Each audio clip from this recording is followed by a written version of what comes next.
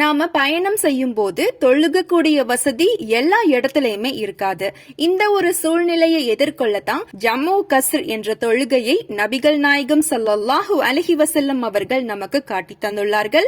ஜம்மு அப்படின்னா சேர்க்கிறது என்று பொருள். அதாவது நம்ம பயணத்துல இருக்கும் போது லுஹருடன் அசரையோ அசருடன் மஹ்ரிபையோ சேர்த்து தொழுவதுதான் ஜம்மு என்று கூறப்படுது. மேலும் கஸ்ர் அப்படின்னா சுருக்குறது என்று பொருள். பயணத்துல இருக்கும் போது ரக்காத்துக்களை சுருக்கி தொழுவது. அதாவது உதாரணத்துக்கு அசர் தொழுகைக்கு 4 ரக்காத்துக்கள் இருக்கு அப்படின்னா அதை நம்ம 2 ரக்காத்துக்களாக சுருக்கி தொழுவது.